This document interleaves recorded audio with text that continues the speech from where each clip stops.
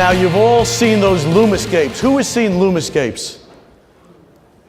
Who has used Lumascapes? Yeah, more of you have used it than know it. That's pretty funny. Back to Frank Luntz with the hand raising here. For those of you that don't know, Lumascapes are the Bible, they are the graphs, they are the indications of every media marketing company that fits into where and whom, and there's not a deal done in the investment, advertising, media world, or any evolution that they do not consult the Lumascapes. Lumascapes were developed by the founder and the CEO of the Luma Bank, Terry Kawaja. Terry gave a presentation at the ANA last week. He had 300 people outside the room that couldn't get in. They were trying to get in. And I'm not going to preface it too much because he's an amazing speaker. But he's really smart, really bright. He's got a lot of talents. He runs a bank. He's built all the Lumascapes, data, research, fiscal knowledge. And he's also a producer of different canned videos. And just a terrific guy and a colorful guy. We had a great dialogue last night with Frank Luntz and Ken Oletta. So I'd like to bring up Terry Kawaja. Tell us about marketing's future. Give the man a hand. There he goes. Good to see you, pal. Wonderful to have you here. Thank you. All right, man. Thank you for the introduction that even my mother wouldn't recognize. You know, I got to say, a little delayed. Okay, I get it. It's the afternoon. When Barry first sent me an email about talking here, it said, you know, from the DPAA, and all I saw was AA, and I'm really trying to get past those days, so this is fun. I hope you're geared up, video everywhere, people, because we're going to rock this, and let's, as Scott Galloway would say, let's light this candle. So, yeah, sure, fire your CMO marketing's future will not resemble its past. Let's go. First question, undoubtedly on all of your minds, is why at a marketing conference are you listening to an investment banker? After all, we don't have the best reputations.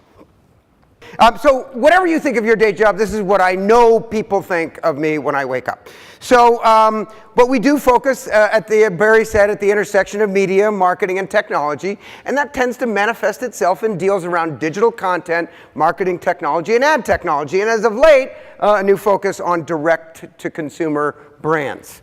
You may know us, as Barry mentioned, by the Lumascapes. These are like a media property at this point with over 7 million downloads. You know, it's interesting. It's a global phenomena. There are only 3 countries in the world that we know have not viewed or downloaded a Lumascape. Those are North Korea, the Democratic Republic of the Congo, which is decidedly not democratic, and Syria. Well, ladies and gentlemen, I have news. Sometime in the month of July of this year, some poor bastard in Aleppo with bombs dropping downloads a Lumascape. Ladies and gentlemen, 212 countries. Ridiculous. I'm personally going to the Congo. Okay. And of course, our day job is doing deals. We've done over 300 billion in deals. All right, so let's get into this. I want to talk about marketing-driven growth. That's what we're all here for.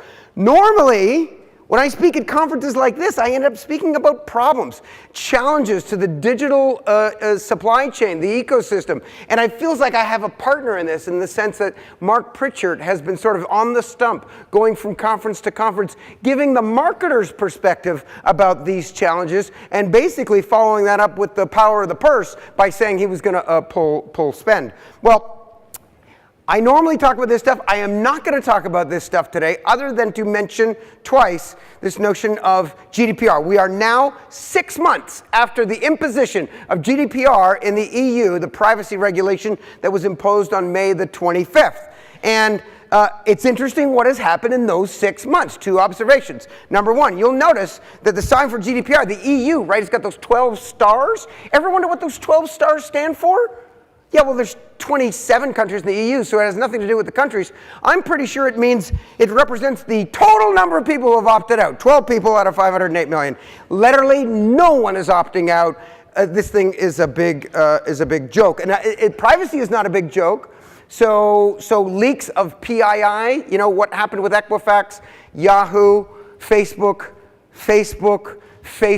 all of these leaks are not good. That's horrific. That ought to be regulated and enforced and penalized for that activity. It's even worse if the application of the people who received the leak use it for nefarious purposes like circumventing our democracy. That is bad, but the notion that some rough parameters around our demo and proclivities that gets utilized to improve advertising is somehow got people up in arms, apparently absolutely not true. The other thing that's not true is that maybe it represents billions, in the sense that there have been 6 transactions in the EU since the imposition of GDPR, of M&A transactions, where the target company was, in fact, a company doing consumer data. And so 12 billion on deals, clearly the market doesn't care. All right, so no, today, and as a follow-up to what I said last week, we're going to talk about growth, and I am excited to talk about growth. And it's important because the ANA's own research shows that over half the Fortune 500 are not growing. I mean, they get a really poor mark. So they know how to spend the money, they just don't know how to convert the customers. So let's see, what could be hindering this growth? Could it be because we have a down economy? GDP growth, no, is over 4%. Could it be prohibitive interest rates? No. Low consumer confidence? No. Could it be that marketers and their tactics are old? Ladies and gentlemen, we have a winner. So, turns out not all marketers are suffering. Enter D2C. I don't know about you, but I wake up every morning. All right, I wake up every morning. Let's see if this works. Good. And I eat food delivered by a DTC brand. I then work out on a DTC brand. I don clothing by DTC brands, and I transport myself to work on DTC brands. It's become a major part of my life, but it wasn't until I was in a dark room in a ballroom in February at the IAB annual leadership meeting when I realized the broader implications of this. It's when Randall Rothenberg delivered his Rise of the 21st Century Brand Economy study. If you're interested in this category, I highly recommend you get this document, spend time with it. It's phenomenal, well-researched. And I don't think Randall was overstating things when he said, "This is about a fundamental, epochal change in the way brands are born, the way they grow up, and the way they die." So, and speaking of dying, from category to category, these relatively young startups with relatively little funding in relatively short periods of time have managed to garner double-digit market shares from category incumbents who have been building brands and equity and loyalty for decades. This is an amazing phenomenon. And it's not just happening in a few categories. There are hundreds. We have counted over 400 brands already, and we're still counting across every conceivable vertical. So this is a widespread phenomena. Procter & Gamble alone has 45 brands that are being attacked by these DTC startups. And the good news is that these DTC brands are global. Sorry, they're actually globally local. So in the UK, in Canada, Germany, in fact, all across Europe, South America, and even Asia, we're seeing incredible growth of these new phenomena. One of the best, I'm going to go ahead and say the best aspect of DTC is the fact that it's no longer a boys' club. Ladies and gentlemen, meaningful leadership in DTC. 30% of these companies have female founders and CEOs. That is what I call a good start. This is so much better than the tech bro nation I'm used to. So that's great. But it comes with a warning. DTC is so effective, it can sell bad products. I mean, really stinking lousy, no good products can be sold using DTC methods. Ladies and gentlemen, the very first DTC president of the United States is Donald J. Trump. Yeah, think about it. He bypassed everybody, went straight to the people. And yeah, this is not some passing fad or internet meme. This is actually here to stay. And I think once traditional marketers understand what's going on, there's no going back. They have to really investigate it. So I would argue that DTC brands, in fact, have more in common with each other than they do with their erstwhile vertical competitors. So yes, Allbirds sells shoes just like Cole Haan, and Warby Parker sells sunglasses like Sunglass Hut, but arguably their go-to-market strategies, their customer approach, their media strategies, everything is more in common with each other. And look, DTC is not the first successful challenger story. We've had David and Goliath stories in enterprise marketing, in consumer marketing, heck, even investment banking. And you gotta love a David story, the little guy. Okay, in fact, it feels like DTC in 2018 is a lot like programmatic in 2009. Remember 2009? We had rapid new company formation, a fragmented ecosystem, rampant venture funding, nascent consolidation, and a sector poised for huge growth. Well, think about DTC today, and we have all of these elements. It feels just like then.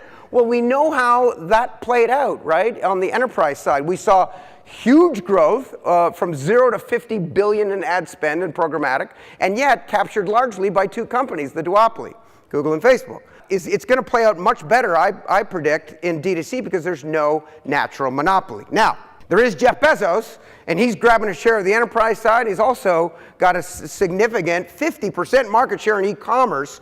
That cuts both ways. It's bad because he can launch private label brands if you're selling commodities, but it's generally overall net very good because it becomes the backbone for all these DTC brands to just focus on the front end. So net it's a good thing. And listen, these digital giants are your biggest DTC brands anyways. If you want to know what your favorite DTC brands are, really simple. Just open your phone. They're all there on the home screen. Okay, so let's unpack these DTC brands, shall we? There are certain conditions that led to this phenomena. There is, of course, the funding and the technology, right? We wouldn't have DTC brands today if we didn't have the iPhone and the app ecosystem, let alone AWS, Shopify, Amazon, and of course, Google, Facebook, and the rest of the Lumascape companies for inventory. But I think there's something larger at play. I think today we just, as consumers, have a new openness to try new brands, right? Where the net of it is, brand loyalty is not as relevant. And for CMOs who have built their careers on the basis of brand loyalty, this is a real challenge. It's a fundamentally different sort of system. And today's world, let's face it, convenience is everything. We live in an IWWI world. No? I want what I want when I want it. And so, yeah, Amazon with next day delivery and better customer service, this is what DTC brands are taking advantage of. And look, this playbook has been run before. Think about mobile games, right? Companies like King and Machine Zone and Supercell. These were customer acquisition machines. If you think about the P&L, let's say, of Supercell in 2010, I've rounded the numbers. $1 billion in revenue, only $100 million it costs because it doesn't cost much to make the game, and the rest of it is all marketing spend and profits. If, on the basis of this phenomenally impressive P&L, you were to conclude that Supercell was a great gaming company, you would be wrong. It's a great marketing company. So, then it transferred to apps, the app world, and then so DTC is in fact the third incarnation in what I call a natural gestation. It was easy in games. You had one vertical, one demo, digital to digital. That is to say, they spent money in digital, converted customers in digital, deployed their asset in digital, and then tracked usage in digital. So it's a complete closed loop. Then in the app world, we went to broader verticals, broader demos, but still had that digital-to-digital closed loop. Well, here we are in DTC, and now we're talking all verticals. Everyone is in the demo, and they're omni-channel. You've seen Peloton bus shelter ads. You've seen Casper 30-second spots, and that has particular relevance, where's Barry, here today, because this is where out of home is in fact going to play well. This is an outstanding audience for you guys to go after. So what is the DNA of these DTC brands? What can we learn? Well, we at Luma have discerned these 7 items, 7 traits of DNA of these DTC brands. Let's go through them.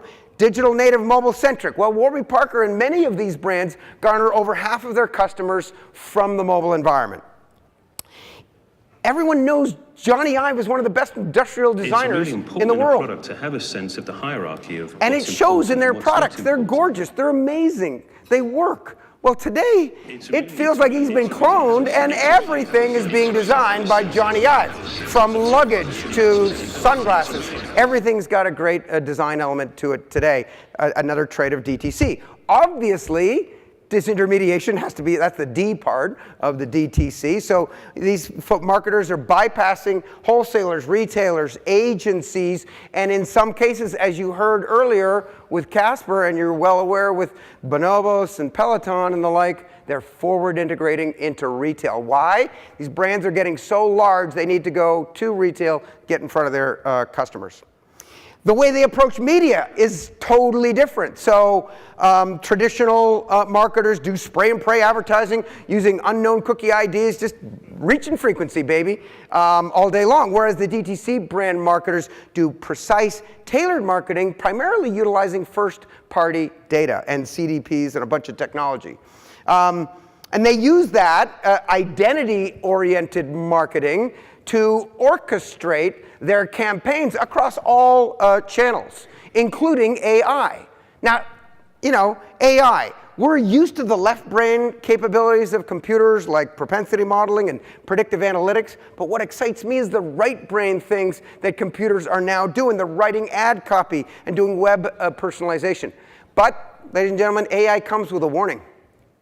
The very first marketing company to call themselves AI rewarded their shareholders with a $2.2 billion market capitalization evisceration when the stock crashed. So arguably suggesting maybe a different tagline. I don't know.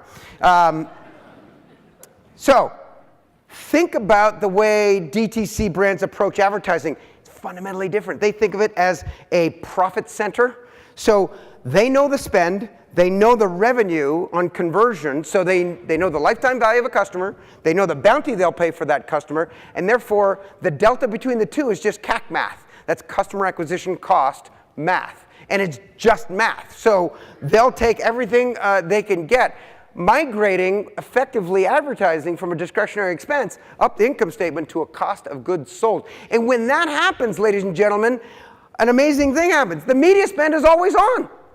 There's no off button on the campaign. If Uber says to AppLovin, I want all qualified customers at this bounty, AppLovin doesn't say, so how many do you want? You want 50,000? You want 100,000? You want 150,000?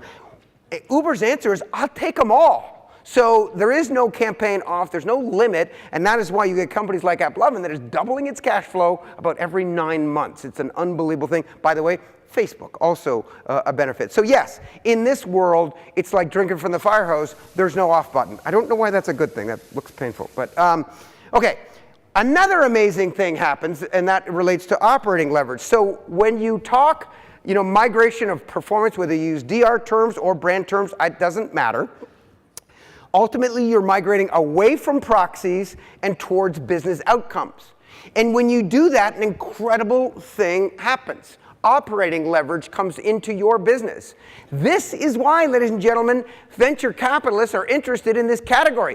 Venture capitalists are not investing in shoe companies, but they are investing in DTC shoe companies because they exhibit a fundamentally different operating leverage, which makes them look like tech companies. We'll come back to that in a few minutes. So, they also deploy content marketing, and let's face it, they have a great story to tell, right? Female founder, frustrated with how horribly bras fit. So what does she do? She goes out and designs a better bra, finds an engineer that'll build it for her, gets some venture funding. Suddenly she's in the game selling these much, much better products. The whole story about why the founder started the company is in fact becomes the content marketing. And again, it goes back to that David and Goliath sort of narrative. Everyone loves an underdog. DTC brands, as I mentioned and as was discussed here earlier, need to expand their reach beyond digital. Yes, they started in digital, they're digital centric, but they have to move beyond that to other video and media formats.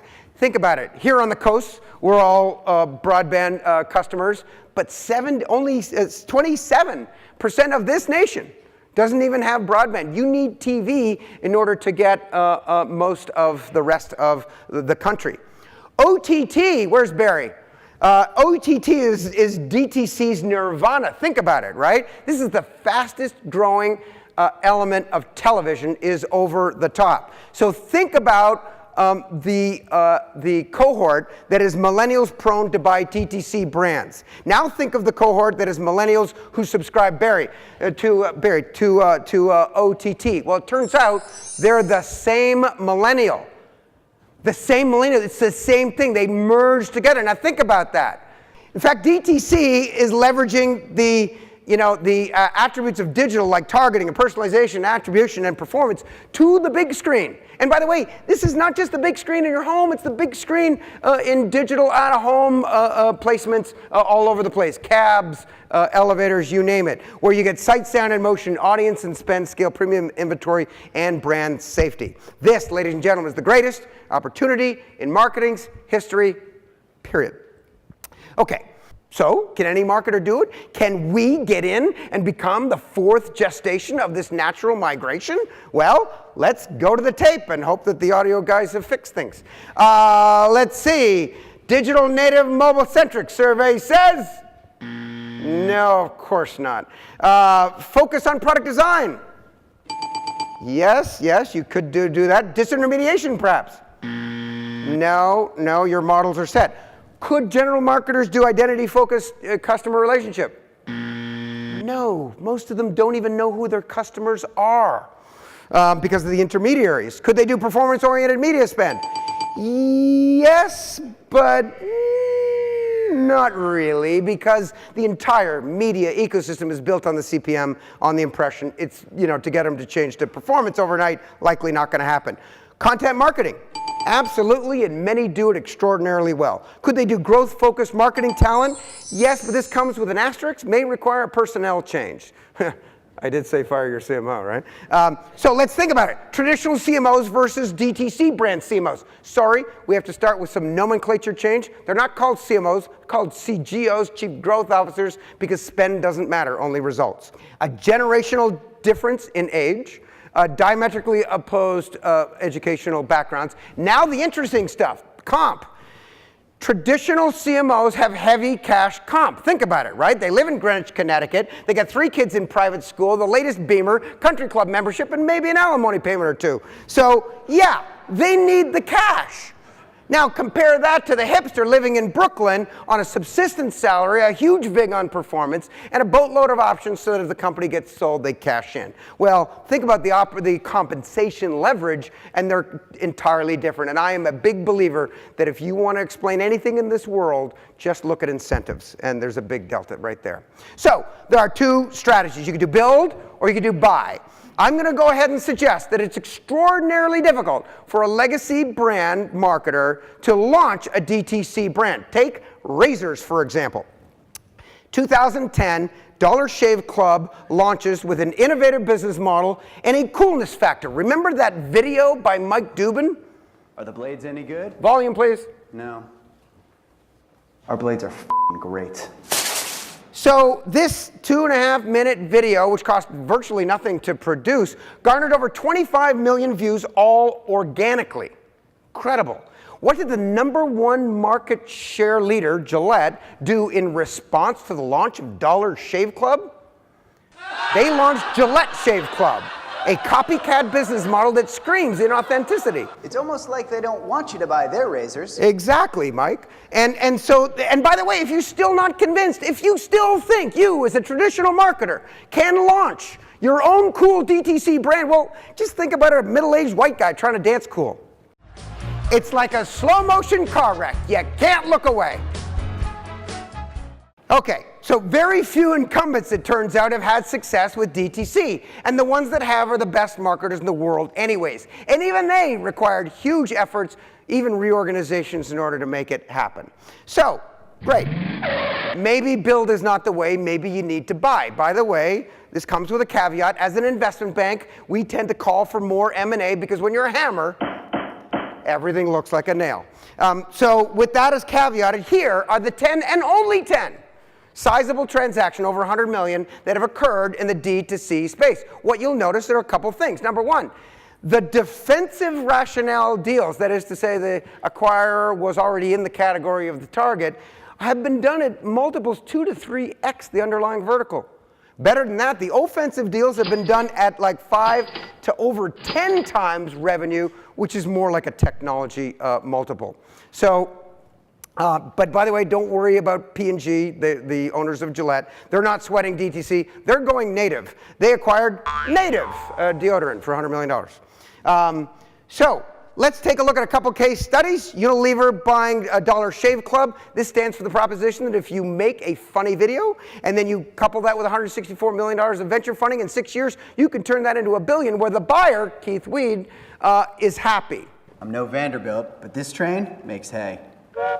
Okay, well, slow down, Mike, because we did notice that your sales flatlined right after the acquisition. Now, there's a lot of things going on here. They're trying to internationalize the brand, and I suspect that will eventually do well. But maybe you're not Vanderbilt. Maybe you're more Billy Joe and Bobby Sue.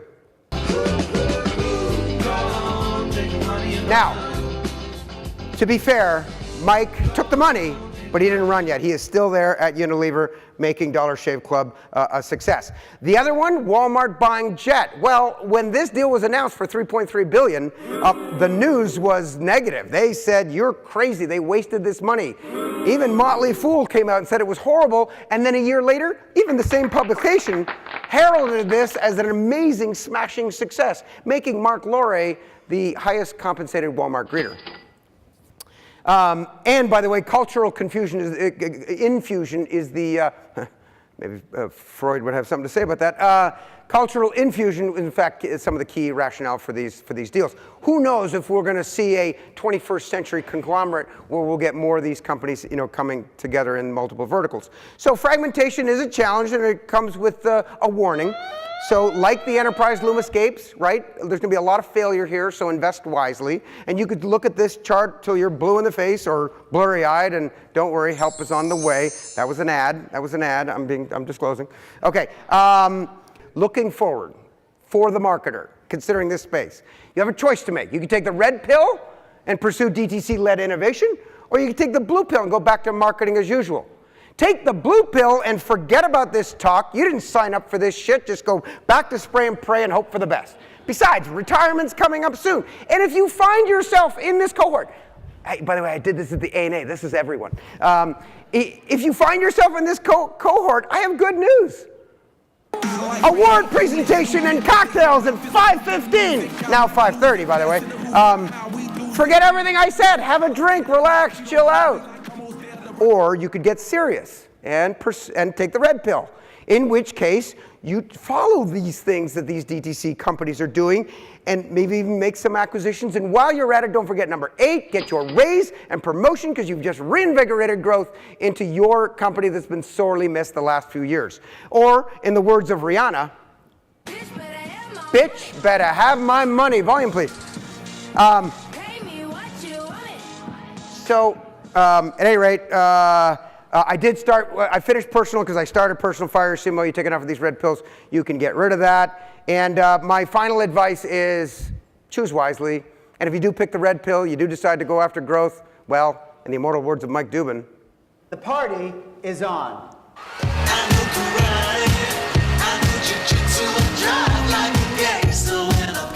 Give this man an amazing hand. Is he fabulous or what? You're the best. What I call amazing, isn't that fabulous?